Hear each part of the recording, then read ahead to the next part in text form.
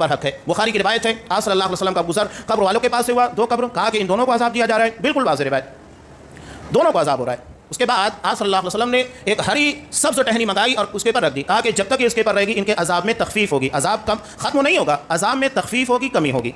اب یہ بات تو اللہ کے رسول کو بتائی گئی، آپ نے تمام قبر والوں کے بارے میں نہیں کہا، 2 قبروں والے کے بارے میں کہا جہاں پر آپ کو بتایا گیا تھا۔ اب اگر کوئی آج دعویٰ کرے تو اس کے پاس ثبوت ہونا چاہیے کہ ہاں اس قبر میں عذاب ہو رہا ہے، تو اس کا ثبوت آپ بتائیے کہ آپ کو کیسے پتہ لگا۔ آپ صلی اللہ علیہ وسلم کو تو اللہ نے بتایا، وحی کے ذریعے، آپ کو کس نے بتایا؟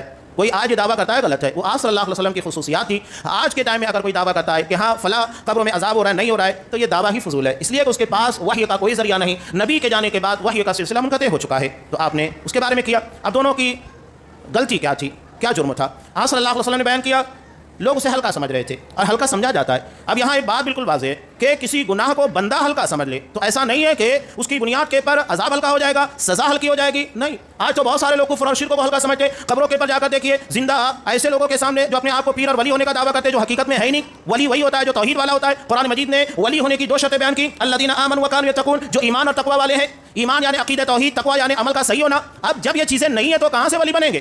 ہر وہ بندہ اللہ کا ولی ہے جس کا عقیدہ صحیح ہے۔ ولایت کے مقام کے پر چھوٹے بڑے ہیں، ولایت کے مقام میں کمی بیشی ہو سکتی ہے، لیکن ولی وہی ہوگا جو عقیدہ توحید کے پر ہوگا، جس کا عمل در اصل نبی کی سنت کے مطابق ہوگا۔ ایمان اور تقوی یہ ولایت کی بنیادی شرطیں ہیں۔ تو بہرحال ان کے سامنے جا کر سجدہ ریز ہوتے ہیں، ویڈیوز آپ دیکھیں، مزاروں کے پر جا کر دیکھیے، اسے ہلکا سمجھتے ہیں، بلکہ وہ اسے نیکی کا ذریعہ سمجھتے ہیں، یہ اللہ کی جناب میں ہمیں قریب کرنے والے، حالانکہ وہ نیکی نہیں ہے۔ تو ہماری سمجھ کی بنیاد کے پر کوئی عمل نیکی نہیں بن سکتا، کوئی عمل ہلکا نہیں ہو سکتا، کوئی جرم اللہ کی جناب میں ہمیں عذاب سے نہیں بچا سکتا۔ ان دونوں نے ہلکا سمجھ لیا۔ کیا غلطی تھی؟ بظاہر ہم کو بھی وہی لگتا ہے نا، غیبت کرنا، یمشی بالنمیمہ، چغل خوری کرنا۔ اور اس کے بعد دوسری وجہ صلی اللہ علیہ وسلم نے بیان کی، لا یستتر من البول، کہ وہ پیشاب کے وقت تو پیشاب کے چھینٹوں سے یا پیشاب کے وقت تو پردہ پوشی سے نہیں بچتا تھا۔ بتائیے آج یہ چیزیں بالکل عام ہیں۔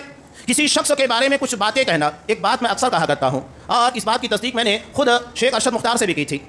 انہوں نے سعودی عرب کے دورے کے وقت تو بتایا کہ ایک شیخ کے پاس آ کر ایک بندہ آیا اور کسی کے بارے میں کچھ کہنے لگا کہ فلاں شخص ایسا ہے، جیسا کہ ہمارے یہاں کسی کا قرب حاصل کرنے کے لیے چغل خوری ہے، چاپلوسی ہے، جھوٹ ہے، ساری چیزیں بالکل عام ہو چکی ہے۔ لوگ سمجھتے ہیں کہ کسی کا قرب حاصل کرنا ہے تو اللہ کا قرب حاصل کرنا ہے تو نیکی اور تقوی ہے، اور بندوں کا قرب حاصل کرنا ہے تو چغل خوری، جھوٹ، کسی کے بارے میں چگلی وغیرہ۔ یہ ہے عجیب و غریب معاملات ہے۔ بندوں تک پہنچنے کا معاملہ الگ ہے، اللہ تک پہنچنے کا جدا ہے۔